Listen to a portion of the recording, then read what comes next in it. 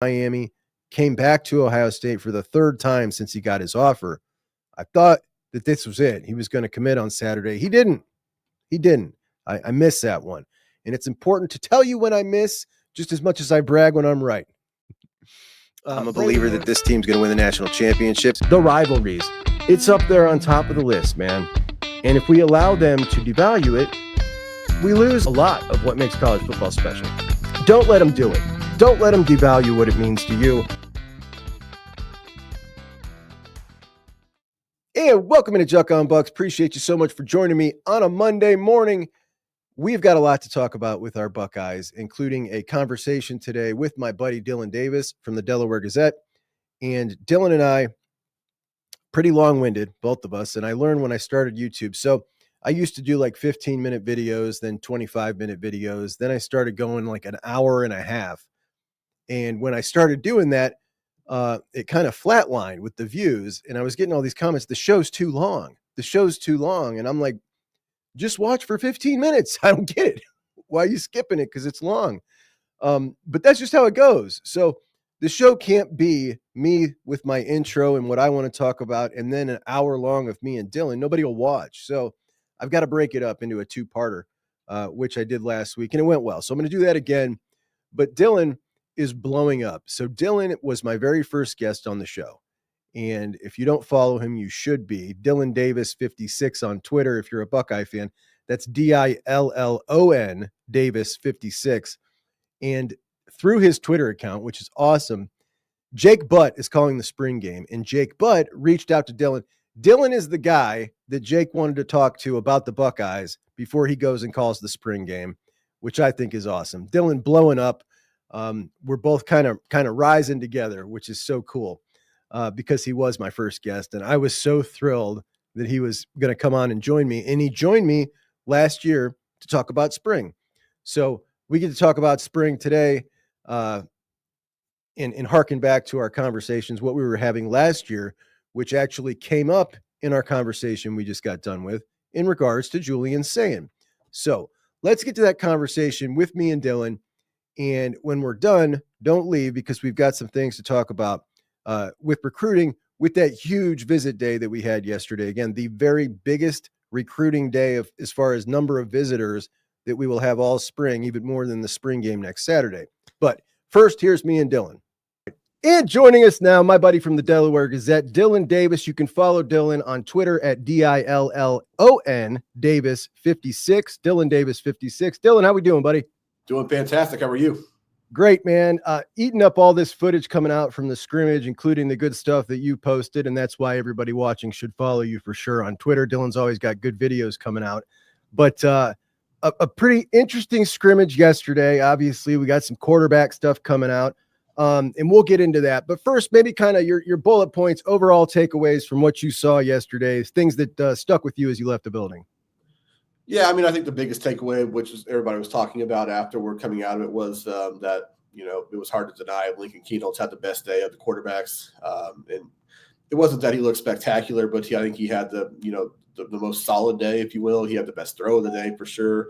And so that was the biggest takeaway, that, hey, Lincoln had the best day. And, at this point in spring, that's certainly noteworthy. And then, aside from that, coming out of it, there were some just individual performances of some guys that we've heard a little bit about, and you think that there might be players that, but they look like they're going to push to be in the two deep and be contributors. Quincy Porter was one of those guys that I'm sure people heard a lot about on social media coming out of yesterday. He stood out. Peyton Pierce, Jermaine, we know Jermaine, but Jermaine was fantastic. So a lot of individual performances and things that were very noteworthy. But it's hard not to say that the quarterback battle, if you will, was the biggest takeaway, just because, Lincoln had a pretty solid day. Julian was kind of a mixed bag to the negative, as Ryan Day would call it, apparently. So I think that was such an amazing description, right? The mixed bag to the negative. That one's going to go down into Ryan Day lore for me. That's in there forever. So I did a little show last night, and basically I was saying, I had talked about this last week, that when Lincoln was coming into Ohio State, and Brock Glenn before him, who decommitted, and then Lincoln got in the class, it it felt to me like an off year in quarterback recruiting, meaning like that this was a really high level prospect athletically, but a guy you weren't ever counting on to be the starter at Ohio State, a guy that had a high ceiling, a really interesting skill set that maybe he develops, maybe he doesn't. And because of that, you look at a guy like Julian Saint, who is Mr. Pedigree, is the guy, okay, this is not an off year guy. This is a guy that this guy's going to be a starter, like Tavian St. Clair or Brady Edmonds, like these guys being counted on to be a starter at some point. And I have been very dismissive of Lincoln Kienholz eventually being the starting quarterback at Ohio State, not just because of that, but also because last year Julian walked in the door and seemingly kind of hopped him relatively quickly. And I just didn't, sure it was possible, but I didn't think it was likely that from last year to this year, Lincoln Kienholz would have improved at a faster rate, fast enough to kind of get level with Julian or maybe even exceed him. And it feels like this entire spring, we've not yet heard any information that would lead us to believe that Julian has outplayed him really at any point. It doesn't seem like. And I just feel like Julian, being the kind of prospect that he is, like at some point we would have heard by now, like, man, we saw it today. Like, yeah, it's not consistent, but we understand. I just don't feel like we've seen or heard of that, Dillon. No, I don't think that's happened at all. I don't think there's, any indication that there's separation between Julian and Lincoln. And frankly, the way this spring has started to progress, and, obviously with the understanding that it is spring practice and it would hardly be the first time Ohio State's quarterbacks have struggled through spring practice, if you will, and they end up being just fine at the position. But it kind of makes me wonder, going back to last year, how much was Julian truly in that race, or was he truly making the splash that we heard he was, or we were being told he was? Because if he has, then, it would seem, and I'm just going, I'm just kind of deducing this, it would seem like a regression from Julian. If he made that kind of splash immediately in fall camp last year, and he's struggling to make any kind of separation whatsoever this spring, that would suggest there's regression. So then it makes me wonder, well, was he really truly ever a factor in that race last year, or was that just kind of lip service? I don't really know the answer to that. I mean, I believed last year that it wasn't lip service, but then it makes me wonder, well, what's going on this year? And, I guess maybe it's fair to say part of that could be Lincoln. Maybe Lincoln's kind of, taking a step forward. And I know what you mean by like just kind of like an off year with the quarterback. Like Lincoln doesn't fit the profile of the kind of guys that have come to Ohio State and end up being the wildly successful quarterbacks that we've seen at Ohio State. He didn't fit that profile as a recruit. But Ohio State was really excited about him, and certainly they were excited about him because of the athlete that he was, a 3-sport athlete and a very good athlete in all 3 sports. I don't think that I've ever discounted him as a possibility or a guy who could play at this level. But I understand what you mean by the fact that he didn't fit the bill of the kind of quarterback recruit that Ohio State typically gets, and you plug that guy in a couple of years later, and he's a future All-American candidate, that kind of guy, maybe a draft prospect.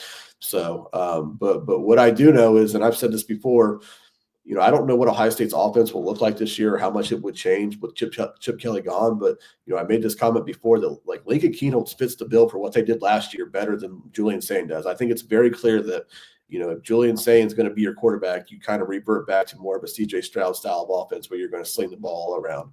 And if that's the case, and that's fine. If Julian can pull that off, and with the receivers they have, I thought Ohio State will be fine. But if Ryan saw what they did last year, I was just talking to Jake Butt about this. I had a call with Jake Butt before I got on here, and just talking about quarterbacks. And I made the comment to him that if Ryan saw what they did last year with the quarterback run, and he really liked that, and they made an effort to do that last year. Like that was a very concerted effort to say, we're going to get the quarterback run in this offense. If they still like that, if they still want to do that, I mean, it's almost like Lincoln should have a built-in advantage in this battle, to be honest with you, because Lincoln's that guy that Julian's not. And it's kind of we talked to Ryan Day tomorrow, and it's a question I kind of want to ask him about, is like, if that's something you still are, a firm believer that you have to have in your offense, that element of the quarterback run.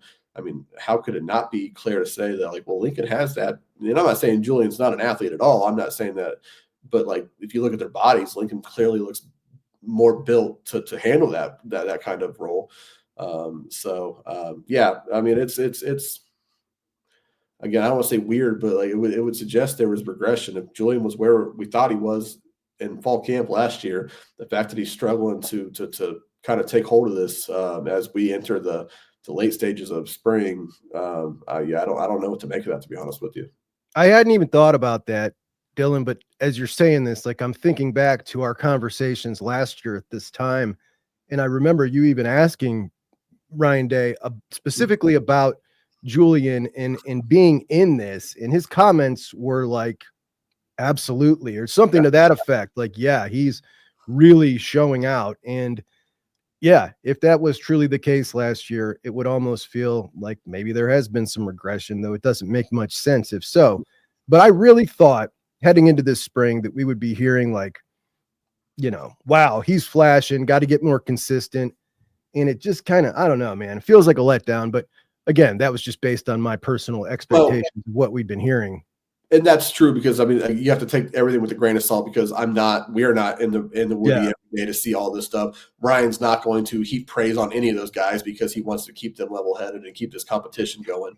So, we're trying to parse through what we have seen and getting nothing from, Ryan or anybody to suggest there's, separation there. So for all I know, Julian Saint had a fantastic day on, say, Tuesday, and I just didn't really hear about it. And then didn't have a great day on Saturday when we all happened to be in the building. But what they can't hide from is a lot of people are going to see what happens on Saturday, so they can't hide from that on Saturday how these guys look. So that's going to be very telling. So that's true. And the thing I was saying in my show yesterday is, even we go back to last year's spring game. Julian, who's I think only thrown 9 passes in his Ohio State career. But we've not yet, as fans, not yet seen it once. We've not seen like, wow, we saw the one touchdown pass. And I just feel like if we had seen it one time, like I can see it for 20 minutes in his high school highlight film, but that was a long time ago now. And those are highlights. We're not seeing the lowlights. I just want to see it one time because I am a believer in him. But now I'm starting to come around to the idea that, yeah, man, maybe I was just being an idiot and Lincoln actually is in this thing like for real. And calling Julian the presumptive starter is based off expectations coming out of high school in the Elite 11. And it really means nothing at this point anymore. But what I did love about Billy Fessler is, like you say, Ryan's not going to come out and heap praise on these guys, is when he was asked about his release, Julian Saint's release, which we've all talked about ad nauseum. It's really pretty to look at. It's fun. It's interesting. It's different and unique. But it means not a whole lot in the grand scheme of things. And it's all we've got to talk about. Yeah. I mean, it means something. It means something if it's on top of, all these other things that he does well that helps him play the position well. It does mean something. But Julian Saint's not winning that damn job because he has a pretty release and it comes out of his hands quickly. Like, that's not going to win him a job. So, yeah. So you were talking before we started the show about you saw maybe yesterday a lot of batted balls or him maybe having an issue that we all thought at some point, it may come up that he's a shorter quarterback, a smaller statured quarterback, and doesn't really, release it very high. And it just maybe was an issue yesterday. Yeah. And again, I have to preface by saying, like, we're standing on the sidelines, so it's hard to see how these plays are really taking shape and, the protection and things like that. So it did seem to me like Julian kind of got the roll into the deal with offensive line play. It seemed like he was under a lot of pressure when he dropped back. It wasn't, I want to say it wasn't a constant struggle to get the ball over the line of scrimmage, but there were some times where it affected him for sure. But once again, it was hard for me to tell if that was because guys were getting pushed back into his lap or he just didn't really get the ball over the line of scrimmage because guys got their hands up. So I think it's something to be mindful of, those for sure. I mean, Julian's not, the biggest guy. He's not going to be the biggest guy. We know that. That's going to be an issue for anybody of his stature at quarterback. Now, there have been plenty of cases in the past where guys make do without it, that size, and they get it done. But you're going to have the element where it will be problematic at times, and you just hope that he's great outside of those times where you can live with it. So overall, from yesterday, it's coming off like, okay, Lincoln had a better day, but Lincoln didn't wow you, did he? I mean, was he awesome? What was your overall takeaway from his performance? No, by no stretch did Lincoln Keenholz go out there and dazzle and just leave people like, wow, how's this guy not going to start come Texas game? That's not the case at all. Make no mistake about it. There were times where, Lincoln looked okay. And there were times where he made, some really nice throws. He was the most solid of the quarterbacks on Saturday. That's the best way to put it. And he had the best high-end throws of the day, which in turn made him, the quote unquote winner of the day in the quarterback room. So Julian made some throws too that like, we're like, hey, there it is. Like that's the Julian Saint we hear about. Tavian St. Clair made some plays. I'm like, wow, this is why this guy was one of the best, quarterbacks in his class. And this is why everybody's so excited about him at that frame. The way Tavian throws on the run is so impressive, already. And you saw that when he was at Bellefontaine. You could just see when he was just being an athlete out there, being better than everybody on the field. He throws the ball so well on the run.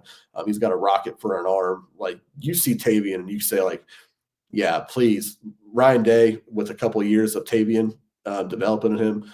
Yeah, I'm really excited about that feature when you get a chance to watch Tavian throw the ball live. I think it's interesting, like from the very first time we saw Tavian out there to yesterday, kind of looks like massive improvement. Like he just looks so unsure with everything right off the rip. And I was like, ooh, I kind of thought he would come in a little more advanced than that when I was watching. Just kind of look awkward, like a freshman should, but with all the experience he's had on campus, working with those guys, I felt like maybe it would be a little different. It wasn't, and that's fine. But yesterday, I had a couple of plays that I showed on the show last night. It was it looks a lot better really quick. Yeah. Without question, you can see that there was progression there. There has been progression there throughout the spring. I asked Billy and Tavian, for that matter, when we talked to them about that whole idea of having spent so much time on campus and what that does to help you settle in. And, they both kind of hem-hawed around it and said, like, yeah, it means something like with comfortability, but it was more, they talked about comfortability with like relationships, established relationships with people in that thing, not so much like on the field things. And, when you go out there and it's live and you have a defense and a defensive staff across from you who's trying to, do things to shut you down in these scrimmages and things like that, whole different ball game. So, but I definitely would say you could see progression from where he was to now, yesterday in that scrimmage and heading into this final week in the spring game. And we'll see how he performs out there as well. But either way, if you just watch Tavian throw the ball and just move around out there and the way he throws and it's effortless sometimes, and you just say, okay, well, even if he struggles to get the offense down or struggles to read and digest information and things like that, give me that frame, that arm talent, and then Ryan Day with a year, another year to just, work him through these things. And like, you can see how high that ceiling is very easily. Just one more thing on the quarterbacks, and then we'll move on. But I found it interesting. So what you said was high-level throws. Lincoln won the day. That's the area that I always expected Julian would be the one excelling in. Like you would be saying, okay, even if the offense moved better with Lincoln, but the high-level throws, Julian's were great. Like that right there is where I'm starting to be like, man, maybe we've just all, I don't know, hyped him up a little more than he actually deserves at this point. But happy to hear Lincoln's doing well, and certainly look, I root for the best guy. Like whoever, I just want somebody to be playing good enough. Anybody who's out there, they've already attached their wagon to one guy and they're going to be disappointed if he doesn't start. That's kind of goofy. I think any Ohio State fan should be rooting for the better of the two to go out there and play, and whoever's going to give you a chance to go win that Texas game, without question. And I don't want to, overstate this. I can't overstate this, that I am not saying that Julian is not the guy, that he was overrated, that he has regressed. Those are things that I just wonder about, the fact that there hasn't been a little bit of separation here through almost an entire, spring, month of spring practices, is I don't want to say concerning. I would say it's concerning. I promise you, whether he'll admit it to the media or not, I promise you Ryan Day is concerned. What level of concern, I don't know, but I promise you Ryan Day is concerned that he's not going to come out of the spring. Again, there's a spring game on Saturday that could go a long way in helping him feel better. Sure. And I promise you, if the spring game is another mixed bag to the negative or just a mixed bag in general, I promise you Ryan Day will be, quote unquote, concerned to some degree that he's not exactly sure where this quarterback thing is heading, coming into the next time he has his team, essentially, which is at the start of fall camp. Yeah, I think you're right. Whether anybody would admit it or not, you're hoping at this point, and I referenced Dylan Raiola, last night in the show. Like Dylan Raiola, sure, there were moments where it didn't look good, but he started last year as a true freshman. It was kind of him and Julian is 1-1 in this class, going back and forth for a while there. And Raiola started, and there were a lot of moments where it was like, oh, okay, it's not there yet, but yeah, I see it. My goodness. And, I just would have expected we'd have seen some of that by now. And I just don't feel like we have. I'll say this, and there is so much still to go. I mean, I can't say enough that it's still spring practice, and once again, as I said earlier, there have been plenty of times where we did not feel great, collectively about the Ohio State quarterback room coming out of spring practice, and then by the end of fall camp, things were fine. But I will say this: I don't have a realistic expectation that even by the end of fall camp, Ohio State's going to identify one of those two guys and say, not only is he going to start against Texas, but like we think we have the next All-American quarterback at Ohio State. I'm not saying that those guys couldn't end up being that, but I don't think they're going to get to a point where one of those guys is going to separate himself so much that it's undeniable that he is the best quarterback in the Woody Hayes Athletic Center. Now, it can't be to the level of what we saw 2 years ago with Kyle McCord and Devin Brown, where it was herky-jerky in that Indiana game, and like you're not even sure coming out of week one if you have a quarterback that can play. It can't be that, and I don't think it will be that. But I don't think you're going to get to a level where I knew, and obviously I knew he had a year under his belt as well, but like obviously going into the 2020 season, like, yep, CJ Stroud might win the Heisman, or even 2021, I'll be honest with you. Going into that Minnesota game, I know there was some unknowns about what CJ Stroud was going to be, but having watched CJ, I was like, this kid's a star in the making. Like it might be, there might be some moments as, young quarterbacks have all the time. There might be, some times where like he just doesn't play well and has those growing pains, but like, I promise you, CJ Stroud will be just fine. I knew that coming out of that fall camp. I'm not saying that I don't know that I'm going to know that coming out of this fall camp. I don't know if Ohio State's going to know that. I'll be more than happy to be, wrong on that per se.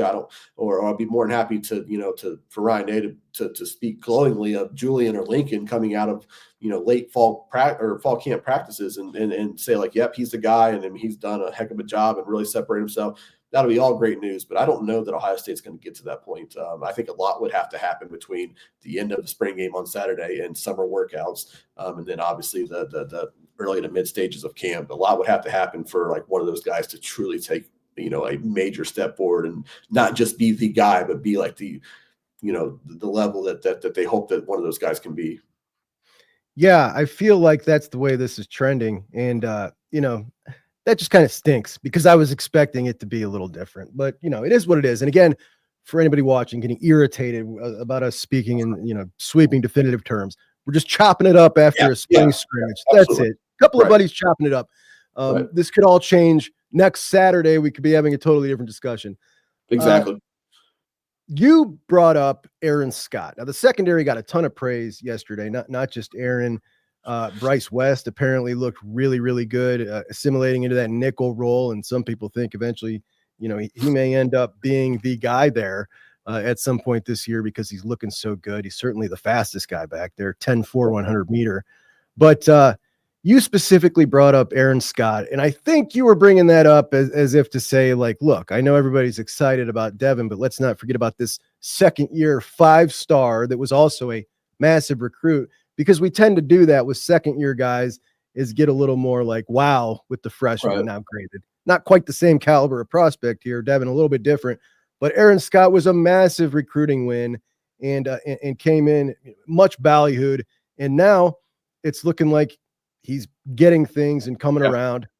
Aaron, the interesting part is he certainly sees that from the fan base and feels it and commented on your tweet about him. So what did you think? What are your thoughts about all that with Aaron? Well, real quick to that point about Aaron seeing all those things, I remember earlier, I think it was after day 1 or day 2 of spring practices when we had windows there, he posted something on Twitter on his own page about how he's hearing all of this. And coincidentally, not coincidentally at all, it was at the same time everybody was raving over our first look at Devin Sanchez. So I promise you that was a reference to the fact that he's hearing all this love, that Devin's getting. And I don't think like he doesn't like Devin Sanchez, but he's hearing all these things, people drooling over this freshman in his first practice at Ohio State and forgetting that like Aaron Scott's pretty damn good as well. So, and it's not when I posted that, it wasn't just to remind people like, hey, there's another former high profile recruit in front of Devin Sanchez. It's like watching Aaron Scott. He looks really good. When he was on the field last year, he looked really good. And so it's not just like, well, hey, maybe he's really talented because he was a high profile recruit. Like, no, I really think Aaron Scott is the third best corner on that team. And a true, like if either one of those guys weren't there, IGB or Jermaine Matthews, and Aaron Scott was starting, I would feel like he could be a potential all Big Ten, All-American type corner. I really believe that. And I told you this earlier in the spring on one of the shows, and I still firmly believe this, that for all the love that Ohio State's receiver room gets, and rightfully so, I think Ohio State's cornerback room is the most talented room in the country, or at least it's as talented as any room in the country. If it's not the most, it's as talented as any room in the country at any position. Certainly the most talented cornerback room in the country, in my opinion. And part of that is because I feel so confident that Aaron Scott is a legitimate starter whenever he needs to be. And then, oh, by the way, I still think the world of Devin Sanchez and his potential. It's obvious that guy is going to have a very bright future as well. Throw in Bryce Scott and the guys that are returning that we know about. So yeah, I mean, I think the world of Devin Sanchez, and I understand that, like, in a lot of worlds, that guy could push for playing time right away. Like, I think he's ready to do that, push for that playing time right away. But this is Ohio State, and Aaron Scott's still there. Bryce West is still there as well, and they have the two guys in front of them that they're trying to get on the field with. And so just stop sleeping on Aaron Scott, because that kid's a baller, and he's a star in the making. It the room, just looking at it compared to a couple years ago, like, the depth is just wild with the talent, and they've all got that swag, they got that attitude. Jermaine Matthews had a really good looking day, and he was chirping on Twitter last night too. I just love it, man. I love the attitude. Like, these guys know they're the best, and the competition level in that room, it just really does look exactly like the wide receiver room at this point. Right. Oh, by the way, it's worth saying again, if I haven't said it already on here, but I know I've said it in other places. Jermaine Matthews is having as good a spring as anybody in the Woody. He's having as good a spring as anybody. Tim Walton not being talked about much. Yeah, no, it doesn't. I mean, he had another play. I posted that on Twitter. He had another really nice play yesterday, coincidentally on a terrible decision by Julian to throw the ball late after missing a guy, but that's neither here nor there. Jermaine showed great makeup speed and to undercut that throw and picked one off. So he's having as good a spring as anybody.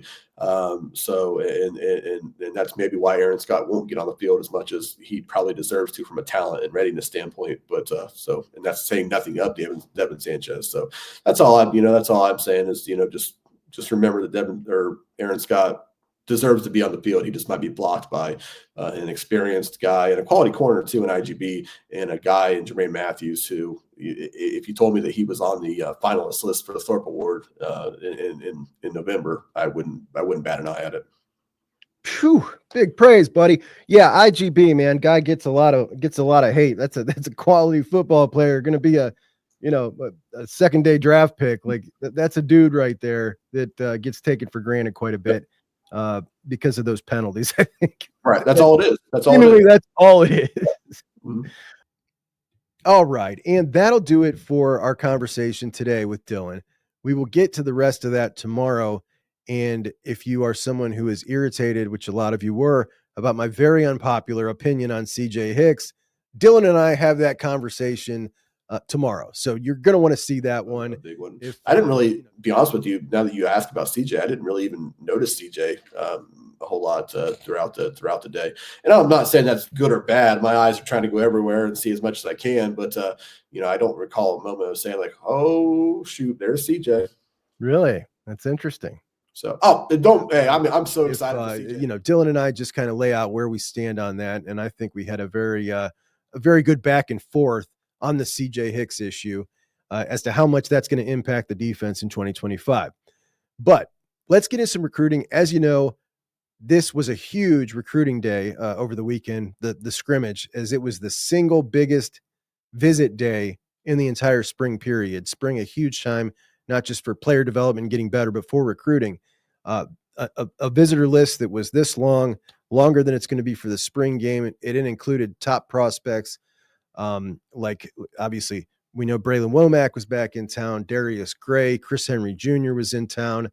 Jordan Thomas, big time target at cornerback, was back in town again, and he was just in town a couple of weeks ago. So that's huge. Out of Bergen Catholic, Quincy Porter's teammate, and thought to be one of the leaders are the Buckeyes, along with Michigan in his recruitment. Then you had Ace Alston, who is the number 2 player in Ohio, right behind Jameer Brown, Buckeye commit in the class of 2027. He's a cornerback out of Winton Woods. I thought he was going to come and get his offer. And as far as I know right now, that offer did not come. They told him that they wanted to see him camp. which I thought was interesting because Larry Moon, who is the number one player in Pennsylvania in 2027, also a cornerback, a really good cornerback as well. He's got an offer already, but Ace Alston did not get his offer yesterday. We'll talk a little bit more about that tomorrow, kind of philosophically, why that is. There's a lot of people who are a little salty about that, and I get it. We'll get into it tomorrow. But anyway, visitors who did get an offer, there was one, Damon Ferguson, 2026 running back. So this is another running back Carlos Loughlin has offered in this class out of the Milford Academy in Baltimore. 247 composite has him as the number 27 running back in the class, a 4-star, number 366 nationally. Internally, 247 has him as a 3-star, the number 31 running back in the country, and the 10th ranked player in the state of Maryland. So he's got official visits scheduled right now with Indiana, Duke, Pittsburgh, and he is setting one up with Michigan State. So the Buckeyes, kind of the first of, the upper echelon college football teams to have offered him. He's a good back. He's a smooth, upright runner, some breakaway speed, not super twitchy, not super powerful, and he's not going up against the best competition in the state of Maryland, but a lot of production, and he looks like a pretty solid back. And this is Carlos Loughlin making sure he's keeping his options open should he miss at the top of the board, which includes obviously Savion Hyder, which I don't have my hopes up super high for, out of Virginia, Jay Lamar out of Georgia, Derek Cooper out of Florida, out of Jeremiah Smith's high school at Chaminade Madonna. And those three right there, kind of the leaders at the top. Favor Aki was also in town. That is the running back from Delaware High School, the local guy who got his offer, has it down basically to Ohio State and Miami, visited Miami, came back to Ohio State for the third time since he got his offer. I thought that this was it. He was going to commit on Saturday. He didn't. I missed that one. And it's important to tell you when I miss just as much as I brag when I'm right. Bralan Womack, of course, the Buckeyes' number one safety, still left out there, the number one safety in the class, according to some, was back in town, took in the scrimmage. And I've been talking about Bralan since the day he got his offer from Ohio State when he came up and camped as a guy who gives off a different vibe than most out-of-staters when it comes to Ohio State. He talks about Ohio State and his admiration and his love for the program like very few do. A lot of them say, I grew up an Ohio State fan, or I've followed Ohio State forever. Bralan Womack was a Buckeye fan. And he, the first time I talked to him, rattled off like 10 players from the 2019 team, which he would have been quite young for the 2019 team. Like we're talking about an 18-year-old. So he was 13 years old. And this is a kid who is he feels very special that being from Mississippi, he has an Ohio State offer. Like it's just always been something that means something to him because nobody from Mississippi gets that offer. He loves Ohio State. Yesterday, he told me BIA is back and I think it'll be around for a while. And I took that. I don't know. I think it'll be around for a while. Okay. You know what I mean? So he said the scrimmage was great. He absolutely loves the competitiveness of that, not just the scrimmage, but in practice as well. And not only does the commitment of Blaine Bradford and Simeon Caldwell not deter him one bit, he loves it. He thinks his skills complement Blaine Bradford and Simeon Caldwell, which of course they do. And we knew that. He went into big in depth with this with Steve Wiltfong of On3. If you want to check out that article, you should. But we knew that wasn't going to bother him. Buckeyes are still in pole position here with Bralan Womack out of Mississippi. And the love for Ohio State's genuine. It absolutely is. The other schools involved in his recruitment, the top four, Texas A&M, Florida, and Auburn. And he is absolutely a top 3 priority for all 3 of those schools. All 3 of those schools tossed around ridiculous money last cycle and this cycle. Texas A&M just beat us for 2 recruits in Quincy Porter and Jordan Thomas's teammate from Bergen Catholic, Jermaine Kinsler, who looked like was trending Buckeyes, and then boom, out of the blue, out of nowhere, committed to Texas A&M. Coincidentally, nobody, and I mean nobody who follows recruiting, was talking about Ohio's Storm Miller and Texas A&M. Nobody. And then out of nowhere, he commits to Texas A&M. How does that happen exactly? I don't know. Florida, Auburn, both had terrible seasons last year, right? Both had top 10 recruiting classes. How does that work? The only player that those guys beat Ohio State for was Florida beating Ohio State for Vernell Brown Jr., to my recollection. And Vernell Brown Jr. was a third generation Florida Gator. So, that's quite the leg up there.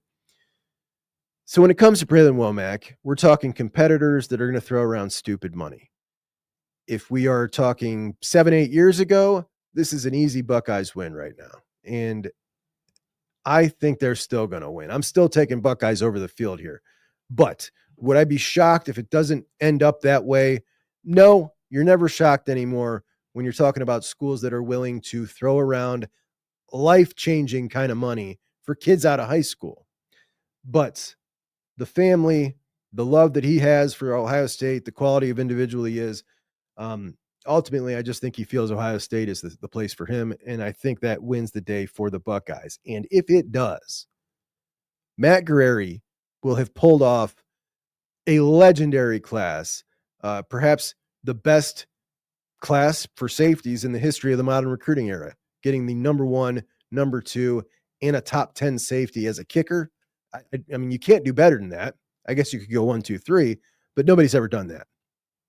Matt Guerrieri, should he be able to pull that off, where does he fall in line? Matter of fact, somebody said that to me on a live show last week. Like, where does Matt Guerrieri fall in line as far as ranking the recruiters on the staff? And we got to do that. I got to write that note down. We got to do that because I think that'll be a really interesting discussion after spring's over. Remember, after spring's over, we've got not a ton to talk about. So we're going to be reaching for conversations like that, which is always why I appreciate the comments section here on the show. So leave a comment if you got an idea, and I always read those and try to respond as much as I can. Now, Darius Gray, I don't feel like a lot of Buckeye fans or recruiting analysts talk about much since his official visits came out. 5 official visits. Ohio State was not one of them. Now, to me, as I said, this is a top 10 player in the country for me. I think this is a really important one. His rise to national prominence started at Ohio State last year when he was a good prospect, but not an elite prospect. Stonewalled Jakeem Stewart, the number 1 defensive tackle in the country. Shocked everybody. Who is this guy? And from there, sky's the limit for this guy. So he released those officials. Bucks weren't on there, but still trying to get it scheduled. Now, Tyler Bowen, when he released those official visits, had been at Ohio State for 2 weeks. So it's not incredibly surprising that the Buckeyes weren't on there. Tyler Bowen, Darius told me, had gone to one of his basketball games. He's an excellent basketball player, all county basketball player at 6'3", 285. Very nimble feet, like Sam Greer out there. But he was at one of his basketball games a week before he got the job at Ohio State. So Tyler Bowen at Virginia Tech, as the offensive coordinator, was in on the recruitment of Darius Gray, which says a lot to me, and I think there's a lot of movement here. He said to me the visit was amazing. Every time he comes back to Columbus, the campus and the city look like new things have been added. He really enjoyed his time. He said the line looked great. Coach Bowen's doing a great job so far, and I can't wait to see what he continues to do. Now, if you ask me, am I taking the field or the Buckeyes right now? I'm still taking the field. But Tyler Bowen has impressed us so much that I'm certainly not ruling it out, and I think a lot of people have. But an incredible prospect, and for an interior lineman to be just so different, it's just unique. As a character guy, 100%, this is a Buckeye. This is a grade A young man. This is a smart, happy, leader. He's a really, really good kid. Another guy a lot of folks aren't talking about, defensive lineman Damari Simeon at 6'3", 275 pounds, number 3 player in the state of New Jersey, which we're going to start calling Ohio 2.0 soon with the amount of attention the Buckeyes are giving to the state of New Jersey, bringing in 5 New Jersey residents in the class of 2025. Now, 2 of them went to school at St. Joe's Prep in Philadelphia, Pennsylvania, but they live in New Jersey and make the commute across the bridge to Philadelphia every day for school. That's Isaiah West and Maxwell Roy. But 5 New Jersey guys, when we look at the roster right now, obviously Cody Simon just left, but you got Jalen McClain, another Jersey kid, and we're just getting a ton of dudes out of New Jersey. So another one of those guys is Damari Simeon, a top 200 overall player by one of the services. On3 has him as the 66th player in the country, which I think is more accurate. This is a awesome football player, incredible power, twitchy, he finishes. I think he's a first-class kid, and he's just a terror on the defensive line. And I think there's some more movement than most are reporting between Ohio State and Damari Simeon, which is great because we need a defensive line commit soon. We really do. So let's go, guys. Samuel Rosenborough, another offensive lineman, top 125 overall prospect, real deal type of dude out of Florida, another really good cultural fit. Texas at the top of his list, along with Florida, Florida State, Bama, Georgia, LSU, and Michigan, and the Bucks. We'll see if Tyler Bowen can get it moving there for another Sam, another big Sam. But I continue to think that Evan Goodwin out of Arkansas, not only one of the top remaining targets on the board for Tyler Bowen, but if we are playing Ohio State versus the field here with Evan, I'm betting on the Buckeyes. I think the Bucks are going to win for the 6'7", 320-pound true tackle out of Arkansas to pair with the 6'8", 310-pound Sam Grier for your 2 cornerstone tackles in this class. And I know everybody would prefer Felix Ojo out of Texas or Jackson Cantwell because these guys are can't-miss 5-star prospects. And I get it. I think Jackson Cantwell's a pipe dream. I don't think that's happening. The deal that he's going to get done is going to reset the tackle market, and it's just going to be something Ohio State's not going to participate in. And it's just, that's what it is. As for Ojo, when that deal gets done for Cantwell, if Ojo's still uncommitted, even though the Buckeyes are really high on his list, that might change the equation for him as well. And you know what? It doesn't bother me losing out on those guys because Sam Grier and Evan Goodwin are 2 guys with huge NFL potential. I just don't feel like breaking the bank is the way to go when it comes to offensive linemen, when you can get a couple of guys like Grier and Goodwin and not break the bank. And to me, they have just almost the potential of those guys when we talk about by the time they leave college. What is the difference on your college football team? Just think about your college football team. What is the difference when you have a tackle who gets drafted in the first round or a tackle who gets drafted in the 3rd or 4th round, as far as results on the field from your football team? How much of a difference is that? Your first round tackle is the cornerstone of your offensive line. He's excellent. He gives up 0 sacks. He's great in run blocking. The 4th round tackle, he's excellent. He gives up maybe 1 sack on the year. He's really good at run blocking, and he's the cornerstone of your offensive line.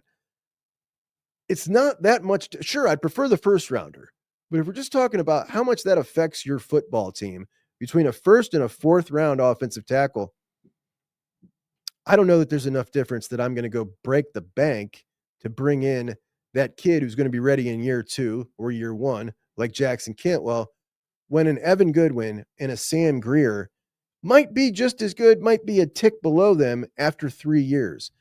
I think it's the smart play. I think it's the play the Buckeyes are taking, and I'm perfectly happy with it. I also believe that Micah Smith out of Vero Beach, Florida, is still Buckeyes over the field. There's been some good movement with Flower Mound, Texas's Drew Evers. He said he feels fantastic about Ohio State to On3. He called the Buckeyes one of his top 3 schools, said they made it clear to him that they are viewing him as a top priority. He loves the attention and detail that their players have, as well as the energy of everyone in the building.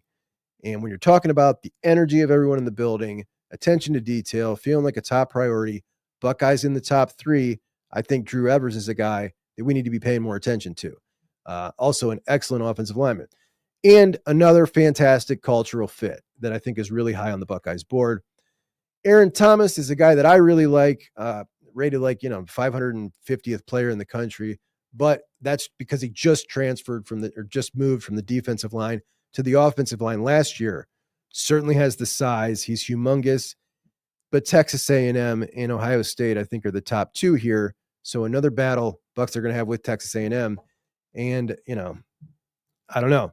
We'll see how that goes. I definitely don't think the Buckeyes are big in enough on him to try to really go head to head with Texas A&M in any kind of financial battle for Aaron Thomas.